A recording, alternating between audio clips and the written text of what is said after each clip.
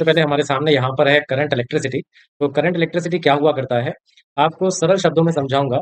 The study of electric charge in motion, यानी कि जब चार्ज मोशन में आ जाता है और आप उससे रिलेटेड स्टडी करते हो किसी भी चीज की, तो वो आया करता है करंट इलेक्ट्रिसिटी के अंदर। अभी इससे पहले चैप्टर 3 से पहले आप जितना भी पढ़ते चले आ रहे थे, वो सब आप इलेक्ट्रोस्टैटिक्स में पढ़ते चले आ रहे थे, यानी कि चार्ज की स्टडी कर रहे थे आप जब चार्ज रेस्ट में था। ठीक है, जब चार्ज रेस्ट में था।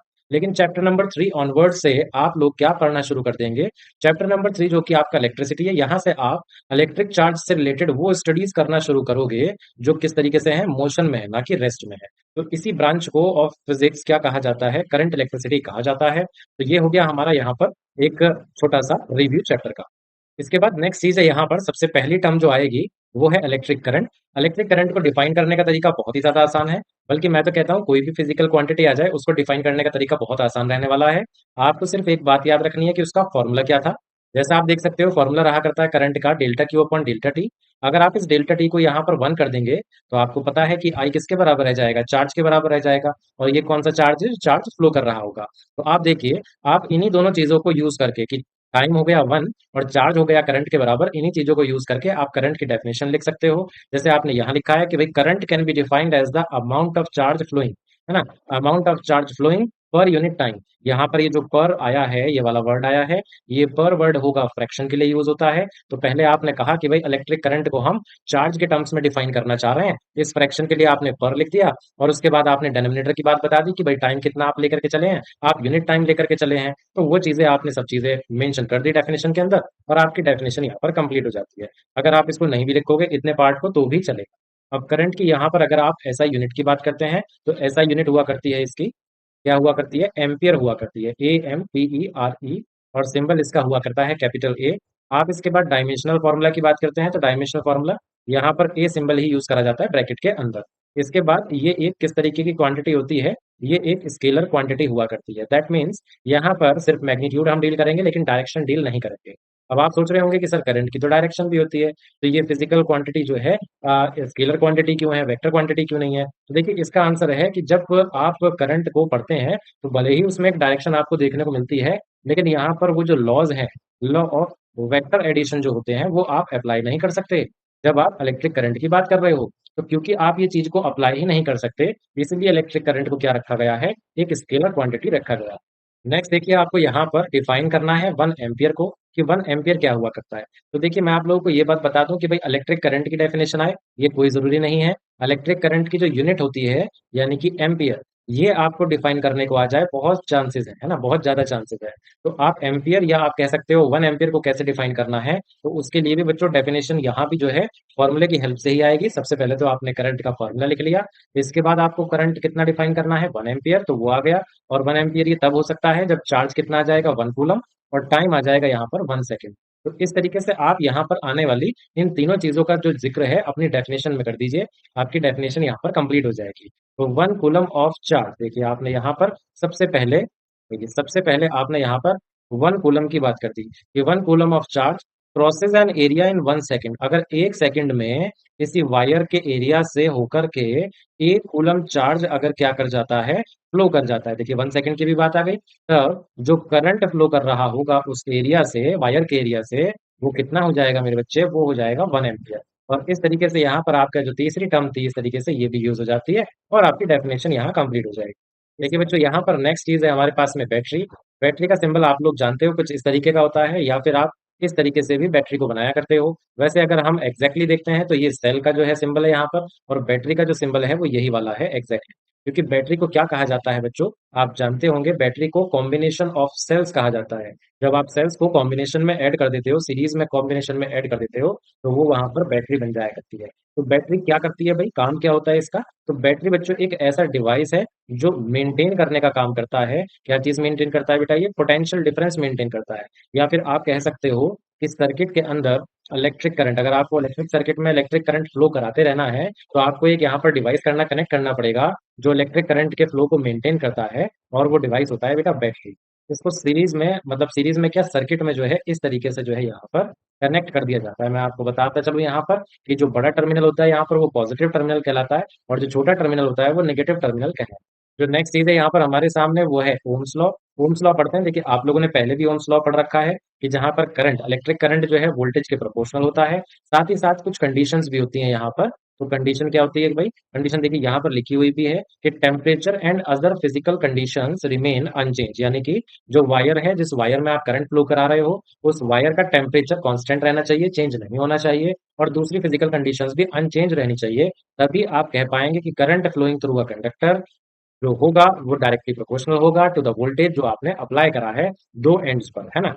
अगर आप इस प्रोपोर्शनलिटी साइन को हटा देंगे यहाँ पर, तो एक कांस्टेंट आ जाएगा 1/r, और आप क्रॉस मल्टीप्लाई करके यहाँ पर एक फॉर्मूला डेवलप कर सकते हो। वोल्टेज इज इक्वल टू हो जाएगा I इंटू आर। मैं आपको ये बताता चलूं कि यहाँ पर जो कांस्टेंट आया था वो कांस्टेंट क्या हुआ करता है? वो कांस्टेंट हुआ करता है रेसिस्टेंस, जिसको अभी हम आने वाले पार्ट में डिफाइन करने वाले हैं। तो ये था आपका ओम्स लॉ। यहाँ पर मैं आपको एक चीज और बता देता हूँ साथ साथ, इसमें एक ग्राफ भी ड्रॉ करने के लिए आ जाता है, तो आपको उसके बारे में भी पता होना चाहिए। अगर V और I के बीच में हम ग्राफ ड्रॉ करते हैं किसी भी कंडक्टर के लिए, तो आपको पता होना चाहिए वो ग्राफ जो है इस तरीके से एक स्ट्रेट लाइन आया करता है, क्योंकि आपने अभी अभी पढ़ा है कि I जो है V के प्रोपोर्शनल है, और आप जो ग्राफ बना रहे हो वो भी इन्हीं दो चीजों के बीच में है। यानी कि अगर दो चीजों के बीच में हम ग्राफ बना रहे हैं और वो दोनों एक दूसरे के डायरेक्टली प्रोपोर्शनल हैं, तो आप उसके लिए इस तरीके का एक स्ट्रेट लाइन ग्राफ जो है बनाया करते हैं। ये बात तो आपको याद रखना है। रेसिस्टेंस मैं आपसे बता ही रहा था कि रेसिस्टेंस डिफाइन करने के लिए आने वाला है, तो यहाँ पर आ चुका है रेसिस्टेंस। तरीका वही है बच्चों हमारा। रेसिस्टेंस का फॉर्मूला कितना हो जाएगा? अगर V equal to I R होता है तो रेसिस्टेंस का फॉर्मूला हो जाना चाहिए R is equal to V upon I. अब आप देख रहे हो यहाँ पर फिर से एक फ्रैक्शन है आपके पास रेसिस्टेंस के फॉर्मूले में, तो डिफाइन करना बेहद आसान है। आप इसको रेशो वर्ड यूज करके भी डिफाइन कर सकते हो कि भाई रेशो ऑफ पोटेंशियल डिफरेंस, देखिए यहाँ पर लिखी हुई है रेशो ऑफ पोटेंशियल डिफरेंस, जो आप क्या करते हो? अप्लाई करते हो अक्रॉस कंडक्टर, है ना। और ये जो फ्रैक्शन है, जब आप वर्ड यूज करते हो रेशो, तो फ्रैक्शन के लिए जो वर्ड यूज हुआ करता है वो वर्ड रहता है टू, है ना। और जब आप डेनोमिनेटर को वन मानते हैं, है ना, जब आप डेनोमिनेटर को वन मान करके डिफाइन करते हैं, तब फ्रैक्शन के लिए वर्ड हम यूज करते हैं पर। ठीक है जी। तो आप यहाँ पर रेशो वर्ड यूज कर रहे हो तो फ्रैक्शन के लिए टू आ चुका है। Ratio of potential difference applied across conductor to the flow of current through it, यानी कि जितना पोटेंशियल डिफरेंस आपने अप्लाई करा टू द करंट जो फ्लो कर रहा है सर्किट के अंदर, ये रेशियो कहलाएगा वोल्टेज के बराबर, जो हमने अभी अभी फॉर्मूले के हेल्प से डिफाइन करा। आप इसको ऐसे भी डिफाइन कर सकते हो कि भाई it is defined as the voltage, it is defined as the voltage applied, ये सब तो आप लिख लीजिए ना, अप्लाइड अक्रॉस कंडक्टर पर। अब देखिए मैं यहाँ पर जो है वर्ड यूज कर रहा हूँ, तो मेरे को डेनोमिनेटर वन बनाना पड़ेगा, यानी कि यूनिट बनाना पड़ेगा। डेनोमिनेटर यहाँ पर आई है तो आप लिख दोगे per unit electric current, per unit electric current flowing through it. इस तरीके से आप इसको सेंटेंस को कंप्लीट कर देना, एक और डेफिनेशन आपके पास में तैयार हो जाएगी। तो रेसिस्टेंस का फॉर्मूला क्योंकि V अपॉन आई होता है, तो आप यहाँ पर यूनिट बता सकते हो वोल्ट पर एम्पियर। वोल्ट पर एम्पियर इसकी यूनिट हो जाएगी। इस तरीके से शॉर्ट में आप सिंबॉलिक फॉर्म में लिख सकते हो। इसकी एक और यूनिट हुआ करती है बच्चों ओम, जिस नाम से आप इसे जानते हैं, और ये इसका सिंबल हो जाया करता है रेसिस्टेंस की यूनिट का। रेसिस्टेंस का बच्चों डायमेंशनल फॉर्मूला भी आपको पता होना चाहिए। अगेन डायमेंशनल फॉर्मूला भी हम with the help of formula calculate कर सकते हैं, और इसका डायमेंशनल फॉर्मूला होगा ML2T-3A-2। ये हो जाएगा इसका डायमेंशनल फॉर्मूला। अगर आपको मैं फिजिकल मीनिंग बताऊं कि भाई रेसिस्टेंस हमें बताया क्या करता है, देखिए किसी भी कंडक्टर का अगर रेसिस्टेंस है तो वो क्या काम करा करता है? ये अपोज करने का काम करता है। किस चीज का अपोज करता है? ये फ्लो का अपोज करता है, फ्लो ऑफ चार्ज, या फिर आप कह सकते हो flow of electric current through conductor. इस चीज का ये अपोज करा करता है। जैसे थोड़ी देर पहले अभी हमने एम्पियर को डिफाइन करा था, इसी प्रकार अभी हमको डिफाइन करना होगा यहाँ पर यूनिट ऑफ रेसिस्टेंस को, जो हुआ करती है ओम। सिंबल भी यहाँ पर मेंशन है। तो क्योंकि आपको ओम की डेफिनेशन आपको बतानी है यहाँ पर कि 1 ओम कितना होगा, तो आपको रेसिस्टेंस का फॉर्मूला लिख लिया आपने पहले।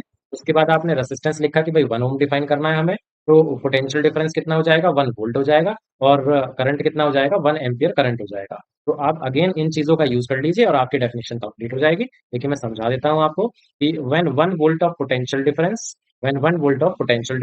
ये क्या करते हैं? अप्लाई करते हैं, तो आप लिख देंगे यहाँ पर अप्लाइड, है ना, अक्रॉस कंडक्टर, वर्ड आप यूज करेंगे across conductor, and 1 ampere of current flows through it, and 1 ampere of current flows through it, then the resistance of conductor is said to be 1 ओम।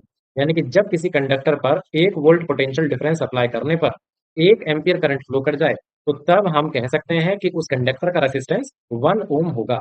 यहाँ पर डेफिनेशन लिखी भी हुई है। इफ 1 एम्पियर ऑफ करंट, देखिए पहली चीज आ गई, flows through it on applying potential difference of 1 volt, ये वोल्ट है, 1 वोल्ट पोटेंशियल डिफरेंस अप्लाई करने पर तब रेसिस्टेंस कितना हो जाएगा, 1 ओम हो जाएगा। इस तरीके से आप डेफिनेशन को कंप्लीट कर सकते हैं। आई होप आपको मीनिंग क्लियर हुआ होगा।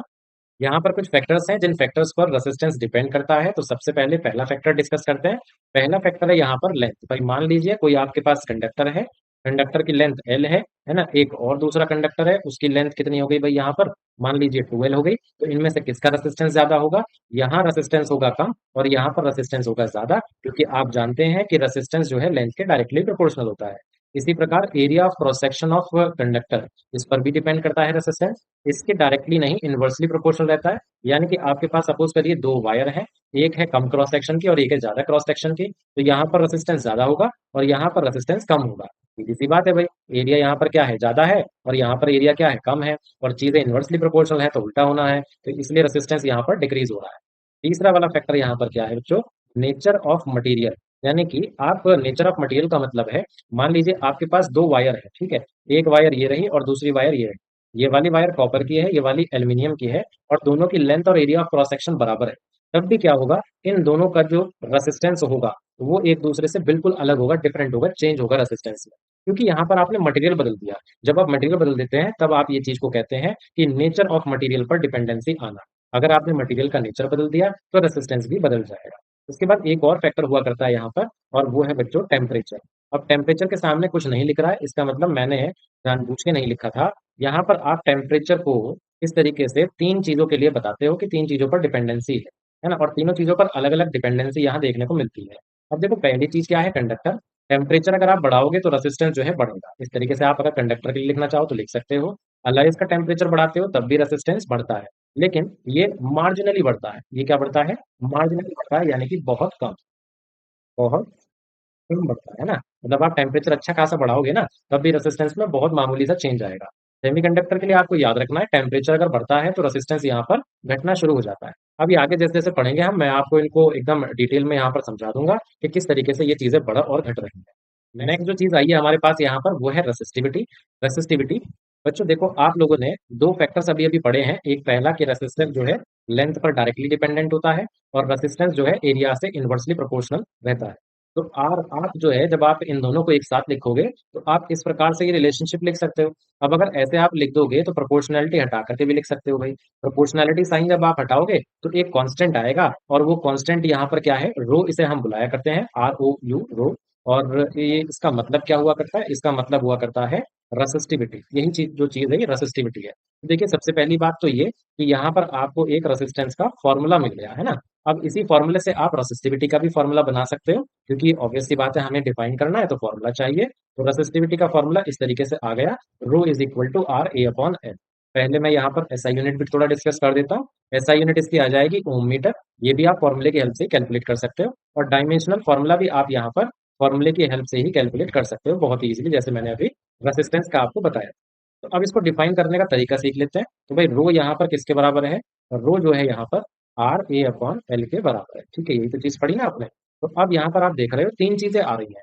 तो आप एक काम करिए, ये जो एरिया ऑफ क्रॉस सेक्शन है और ये जो लेंथ है, इसको यूनिट बना लीजिए, यानी कि 1 बना लीजिए। यानी कि अगर एरिया जो है 1 मीटर स्क्वायर हो जाएगा और लेंथ यहाँ पर 1 मीटर हो जाएगी किसी कंडक्टर की, तो तब आप कह सकते हो कि रेसिस्टिविटी किसके बराबर हो जाएगा, आर के बराबर हो जाएगा, यानी कि रेसिस्टेंस के बराबर हो जाएगा। इसी चीज को आपको यूज करना है रेसिस्टिविटी को डिफाइन करने के लिए, कि भाई resistivity can be defined as resistance. यानी कि आप रेसिस्टिविटी को रेसिस्टेंस के टर्म्स में डिफाइन कर रहे हो, है ना। Resistivity can be defined as the resistance, इस चीज का भाई, कंडक्टर का रेसिस्टेंस होगा ना, कंडक्टर का रेसिस्टेंस होगा कब या कैसे, कंडक्टर का रेसिस्टेंस जिसका area of cross section unit है, लेंथ भी कितनी है, यूनिट है। देखिए unit area of cross section है और यूनिट ही क्या है, लेंथ है। इस तरीके से हम बहुत ही इजिली तो डिफाइन कर पाएंगे। आई होप क्लियर हो गया होगा आपको। एक चीज मैं आपको यहाँ पर और बता दूं, रेसिस्टेंस का एक दूसरा नाम भी होता है, वो होता है स्पेसिफिक रेसिस्टेंस। रेसिस्टिविटी का दूसरा नाम होता है स्पेसिफिक रेसिस्टेंस। तो अगर ये नाम आपको कहीं पर दिख जाए लिखा हुआ पेपर में या कहीं पर बुक में, तो आपको कंफ्यूज नहीं होना है, दोनों का मतलब एक ही होता है।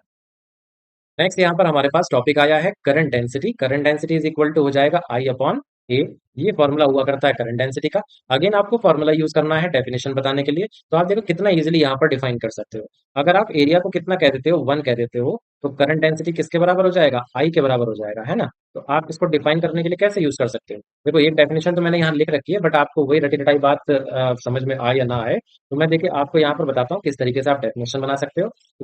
करंट डेंसिटी, करंट डेंसिटी, उसके बाद आप ये लिख सकते हो कि कैन बी डिफाइंड एज, इसके टर्म्स में आप डिफाइन कर रहे हो करंट के, can be defined as electric current, electric current, कौन सा इलेक्ट्रिक करंट होगा, ये जो वायर में फ्लो हो रहा होगा, फ्लोइंग थ्रू वायर।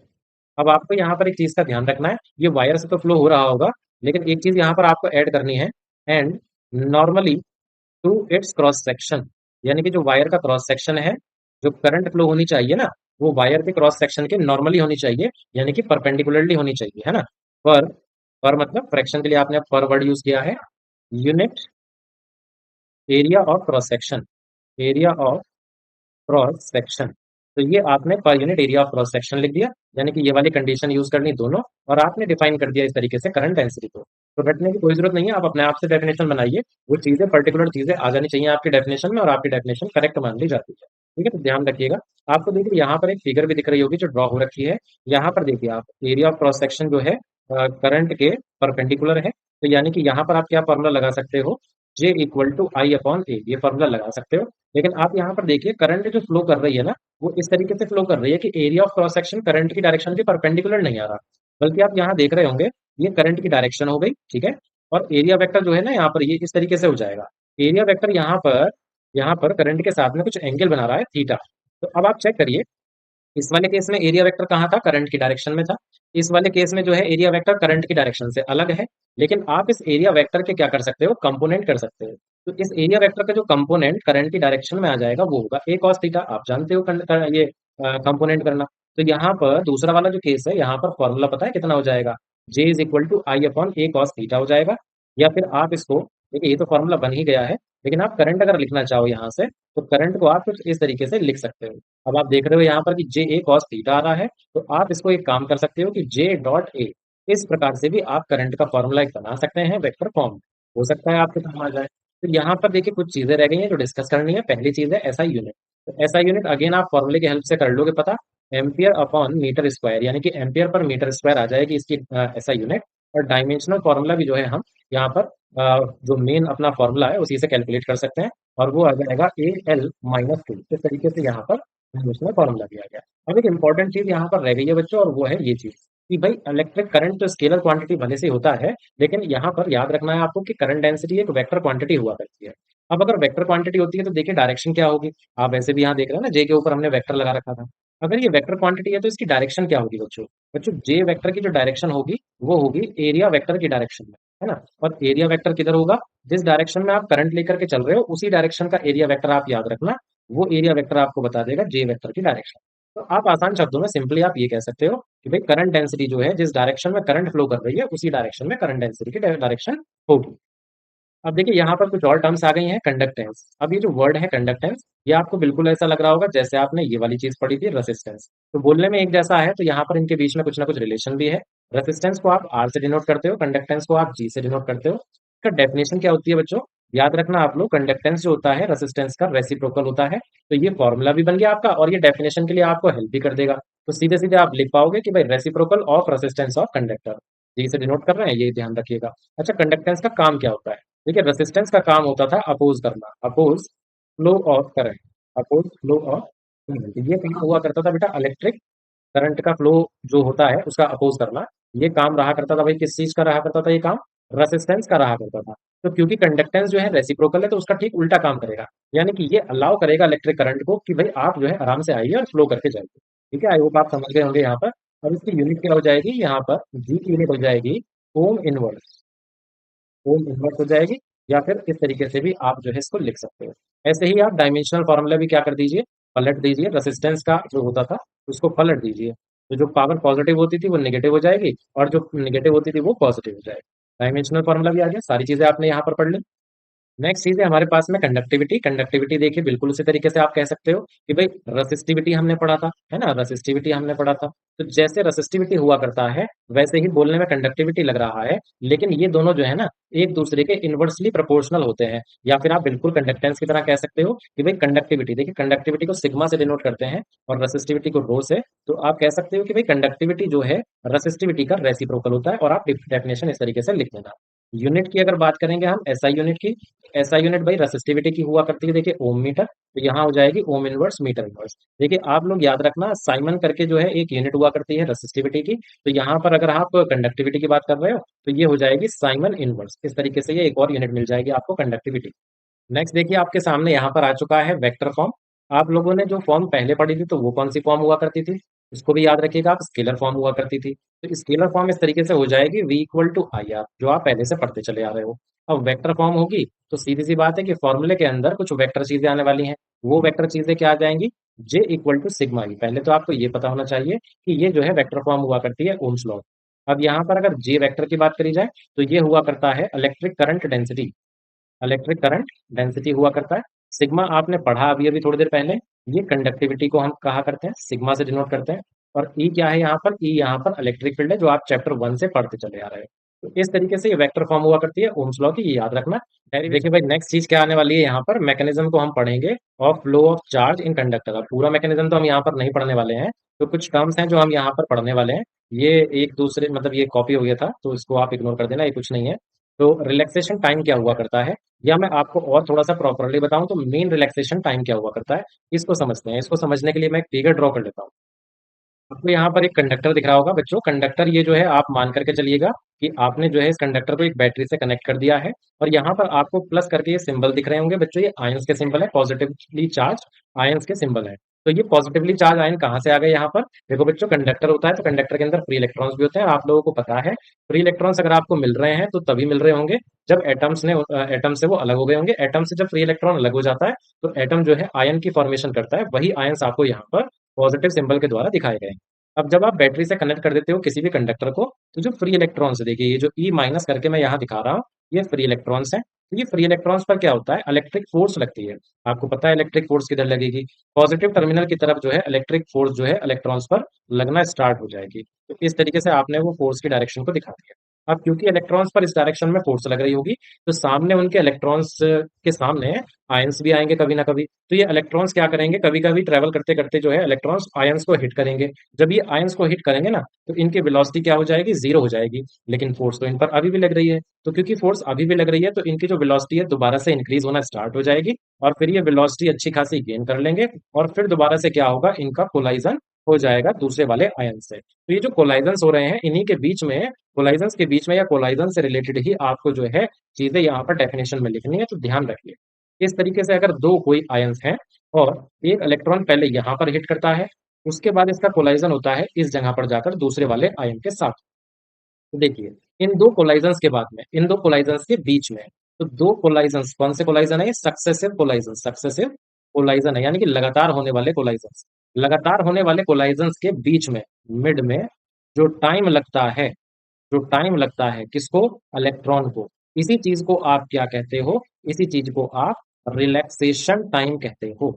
इसी चीज को आप रिलैक्सेशन टाइम कहते हो। अगर एक इलेक्ट्रॉन के लिए इतना है तो हो सकता है दूसरे इलेक्ट्रॉन के लिए रिलैक्सेशन टाइम क्या होगा? बहुत ही ज्यादा कम होगा। तो ऐसे इलेक्ट्रॉन्स के लिए, अलग अलग इलेक्ट्रॉन्स के लिए अलग अलग रिलैक्सेशन टाइम होगा। तो आप उन सारे के सारे रिलैक्सेशन टाइम का क्या कर देंगे? एवरेज निकाल देंगे, और जो एवरेज निकल करके आएगा वही चीज यहाँ पर कहलाएगी मीन रिलैक्सेशन टाइम, जिसको हम टॉ से जो है डिनोट करा करते हैं। ये आप ध्यान रखिएगा, यहाँ पर टॉ जो है टॉर्क नहीं बता रहा है, यहाँ पर टॉ जो है वो मीन रिलैक्सेशन टाइम को बता रहा है। मैकेनिज्म में आपको जो है तीन चीजों के बारे में पढ़ना है। मीन रिलैक्सेशन टाइम, जिसके बारे में मैं आपको बता चुका हूँ। फिर इसके बाद है मीन फ्री पाथ, जो अब हम डिस्कस करने वाले हैं। मीन फ्री पाथ को हम लैम्डा से डिनोट करा करते हैं, और ये भी बिल्कुल इसी तरीके से एक्सप्लेन करी जाती है जैसे अभी अभी हमने रिलैक्सेशन टाइम को यहाँ पर एक्सप्लेन किया था। तो भाई फिर से आपने दो आयंस यहाँ पर ले लिए हैं और एक इलेक्ट्रॉन को कहा जा रहा है कि सक्सेसिव कोलाइजन इलेक्ट्रॉन का यहाँ पर होगा दो कोलाइजंस के, दो आयंस के साथ में। तो देखिए दो सक्सेसिव कोलाइजंस के बीच में, है ना, इलेक्ट्रॉन ने जितना भी डिस्टेंस ट्रेवल किया, इलेक्ट्रॉन ने जितना भी डिस्टेंस ट्रेवल किया सक्सेसिव कोलाइजंस के बीच में, दो सक्सेसिव कोलाइजंस के बीच में, वही डिस्टेंस बच्चों क्या कहलाता है यहाँ पर?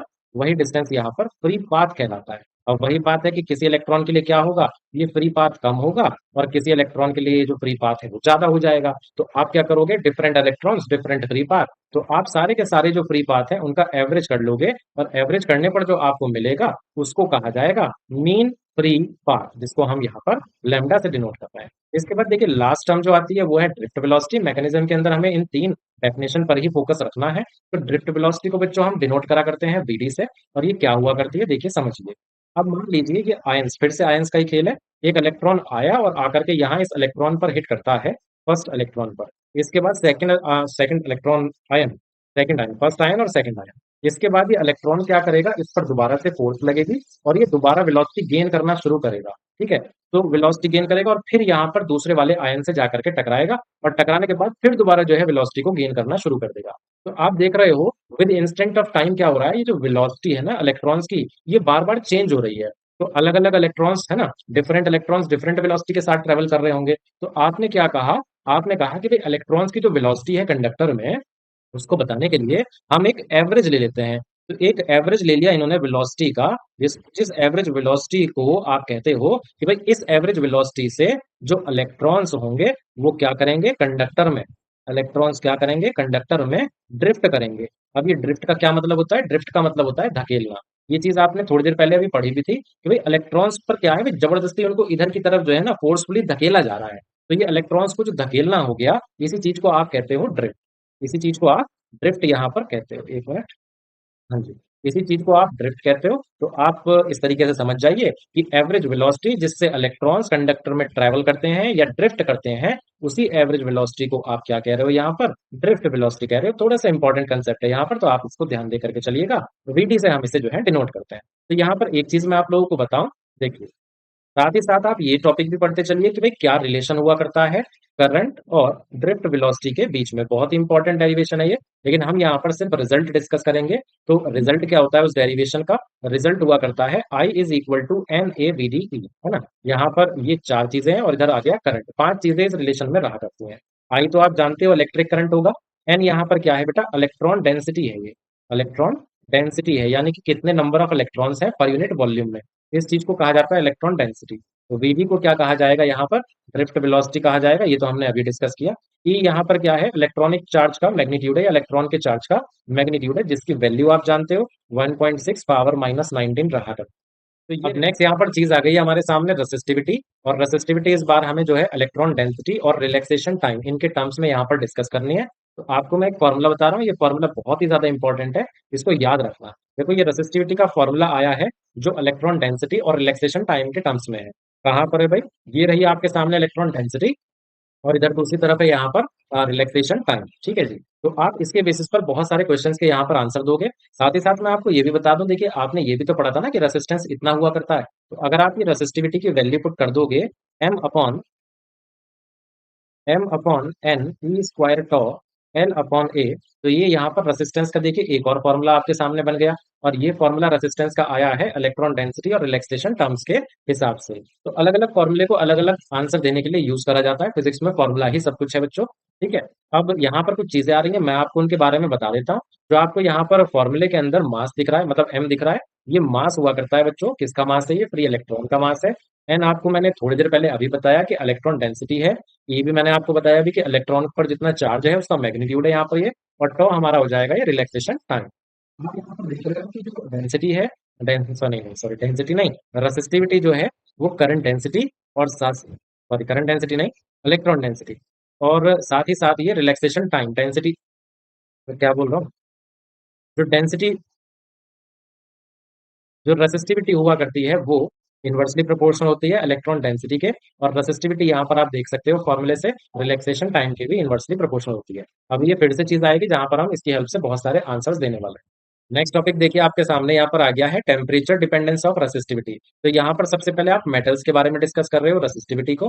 तो मेटल्स में देखिए क्या लिखा हुआ है कि नंबर डेंसिटी जो होती है या इलेक्ट्रॉन डेंसिटी भी इसे हम कहते हैं, इस पर इंडिपेंडेंट होता है, मतलब ये टेम्परेचर के इंडिपेंडेंट होता है ना। यानी कि आप टेम्परेचर बढ़ा रहे हो ना, तो तब भी एन क्या होगा, इलेक्ट्रॉन डेंसिटी जो है कांस्टेंट रहती है। ठीक है, किसके केस में, मेटल्स के केस में ही ऐसा होगा, और आप सब में मत लगा दीजिएगा इसको। एज टेम्परेचर इंक्रीजेस, जैसे जैसे आप टेम्परेचर क्या कर रहे हो, बढ़ाते जा रहे हो, थर्मल स्पीड यानी कि टेम्परेचर की वजह से जो स्पीड मिल रही है इलेक्ट्रॉन्स को, उसकी बात हो रही है। तो स्पीड क्या होती चली जाएगी? इंक्रीज होती चली जाएगी। अगर स्पीड इंक्रीज होती चली जाएगी तो वो जो कोलाइजन हो रहा था वो मोर फ्रीक्वेंटली होने लगेगा। मोर फ्रीक्वेंटली का क्या मतलब है भाई? जल्दी जल्दी होने लगेगा। अगर जल्दी से कोलाइजन होने लगेगा तो सीधी सी बात है, रिलैक्सेशन टाइम, जो रिलैक्सेशन टाइम है वो क्या हो जाएगा? यहाँ पर डिक्रीज होने लगेगा। रिलैक्सेशन टाइम अगर डिक्रीज हो गया तो भाई आपने तो थोड़ी देर पहले ये भी पढ़ा है कि टॉ जो है रिलैक्सेशन टाइम के इनवर्सली प्रोपोर्शनल है। तो इसका मतलब मेटल्स की जो रेसिस्टिविटी है वो यहाँ पर क्या हो जाएगी? इंक्रीज हो जाएगी। इसको शॉर्ट में मैं वाइंड अप कर दूं तो इस तरीके से होना चाहिए कि भाई टेम्परेचर आपने बढ़ाया तो क्या हुआ? स्पीड बढ़ गई, स्पीड बढ़ गई तो रिलैक्सेशन टाइम घट गया, रिलैक्सेशन टाइम घट गया तो डेंसिटी क्या होने लगी? सॉरी, अगेन मैं डेंसिटी बोल रहा हूँ, डेंसिटी नहीं, रेसिस्टिविटी जो है यहाँ पर ये इंक्रीज होने लगी। नेक्स्ट यहाँ पर चीज आ गई है सेमीकंडक्टर के लिए, आपको वही चीज पढ़नी है, यानी कि सेमीकंडक्टर्स की रेसिस्टिविटी के बारे में पढ़ना है। इंसुलेटर्स के केस में और सेमीकंडक्टर्स के केस में, दोनों के केस में एक ही चीज हुआ करती है, रिलैक्सेशन टाइम जो होता है does not change with temperature. यानी कि सेमीकंडक्टर्स के केस में अगर आप टेम्परेचर बढ़ाओगे तो रिलैक्सेशन टाइम पर कोई खास फर्क नहीं पड़ता, रिलैक्सेशन टाइम कांस्टेंट रहता है। यानी कि अगर रो को डिपेंड करना है तो वो सिर्फ इलेक्ट्रॉन डेंसिटी पर डिपेंडेंट रह जाएगी अब, यानी कि सेमीकंडक्टर्स का आंसर आपको इसी रिलेशनशिप से देना पड़ेगा।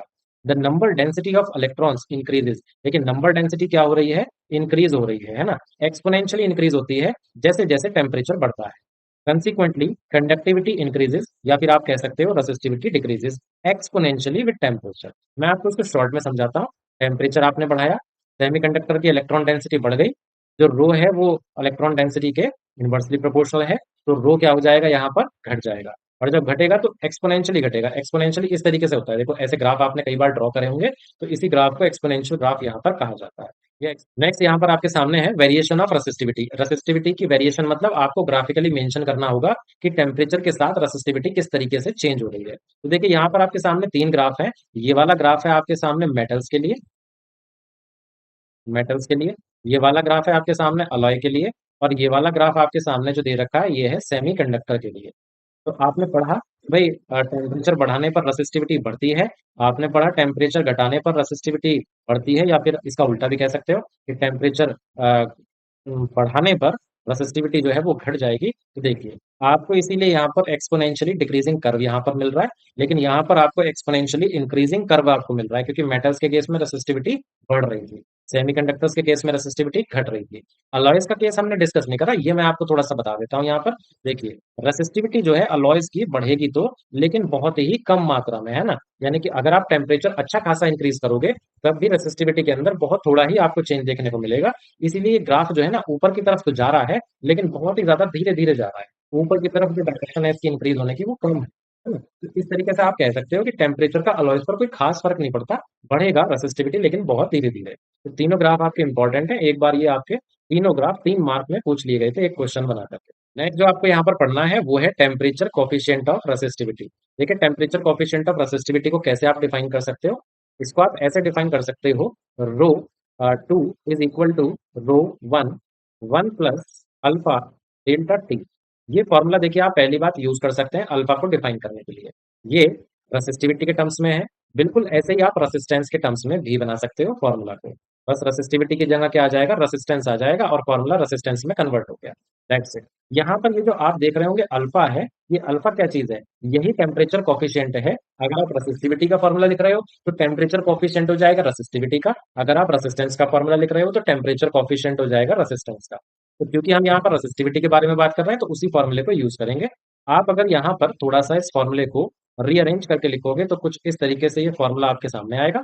आप इसको थोड़ा सा और मैनिपुलेट करिए, यहाँ पर इस तरीके से ये फॉर्मूला बन जाएगा। ठीक है, अल्फा डेल्टा टी के बराबर आ जाएगा। ओके, अब देखिए अल्फा डेल्टा टी आ गया, अल्फा यहाँ से कितना आ जाएगा? रो 2 माइनस रो 1 अपॉन रो 1, और यहाँ पर 1 अपॉन कितना आएगा? Delta T. देखिए अब हम यहाँ से इस फॉर्मूले की हेल्प से ना टेम्परेचर कॉफिशिएंट को डिफाइन कर सकते हैं। देखिए कैसे? Is defined as the increase in resistivity. भाई आप यहाँ पर देखिए, आपको ये सब्ट्रैक्शन दिख रहा है, ये सब्ट्रैक्शन करने के बाद आपको क्या पता चलेगा कि रेसिस्टिविटी कितनी इंक्रीज हुई है, इसलिए आपने यहाँ पर डेफिनेशन में यूज किया defined as increase in resistivity per unit resistivity. आपने अपॉन में भी यहाँ पर देख रहे हो रेसिस्टिविटी आ रही है, इसके लिए आपने यूज करा भाई डेनोमिनेटर को आपने 1 बना दिया। तो देखिए आप यहाँ पर देख पा रहे हो यूनिट रेसिस्टिविटी लिखा हुआ है पर, इस वर्ड के बाद में, पर वर्ड के बाद में, पर वर्ड जो आया था यहाँ पर इस फ्रैक्शन के लिए आया था। ओके, अभी एक और चीज है देखो डेनोमिनेटर में, तो इसके लिए भी यूज करा होगा। देखिए फिर दोबारा यूज किया पर डिग्री राइज इन टेम्परेचर, क्योंकि ये डेल्टा टी टेम्परेचर डिफरेंस है, तो ये टेम्परेचर डिफरेंस के बारे में यहाँ पर कहा कि भाई टेम्परेचर डिफरेंस कितना हो जाए, 1 हो जाए, रेसिस्टिविटी कितनी हो जाए, 1 हो जाए, तब रेसिस्टिविटी आप कह सकते हो ओरिजिनल रेसिस्टिविटी 1 हो जाए, तो रेसिस्टिविटी में जितना भी इंक्रीज आया वो किसके बराबर हो जाएगा, अल्फा के बराबर हो जाएगा। ये आपको डेफिनेशन तब समझ में आ जाएगी जब आप शुरू से जो है वीडियो को देख रहे हो, तो मैंने आपको डिफाइन करने का तरीका यहाँ पर सिखाया था, तो उस तरीके से ही मैंने यहाँ पर आपको एक बार फिर से डिफाइन करके दिखाया। इसी तरीके से आप रेसिस्टेंस को लेकर के भी डिफाइन कर सकते हो अल्फा को, है ना। बिल्कुल देखिए अल्फा की यहाँ पर कुछ इंपॉर्टेंट चीजें हैं, या तो अल्फा पॉजिटिव हो सकता है या फिर अल्फा निगेटिव हो सकता है। अगर अल्फा पॉजिटिव है, ठीक है, तो टेम्परेचर इंक्रीज करने पर रेसिस्टिविटी क्या होगी, इंक्रीज होगी। अगर कहीं पर लिखा है कि भाई रेसिस्टिविटी का जो टेम्परेचर कॉफिशिएंट है वो पॉजिटिव है, तो आप समझ जाइएगा कि टेम्परेचर बढ़ाने पर उस मटेरियल की रेसिस्टिविटी बढ़ रही होगी। अगर अल्फा निगेटिव है तो इसका मतलब होता है कि टेम्परेचर बढ़ाने पर रेसिस्टिविटी क्या हो रही होगी, घट रही होगी। अब देखिए आपने अभी थोड़ी देर पहले यहाँ पर कुछ चीजों के बारे में पढ़ा था, है ना। उसके बेसिस पर मैं कह सकता हूँ कि भाई मेटल्स के केस में क्या है, टेम्परेचर कॉफिशिएंट पॉजिटिव होगा, और सेमीकंडक्टर्स के केस में क्या होगा, सेमीकंडक्टर्स के केस में अल्फा जो है वो निगेटिव होगा, क्योंकि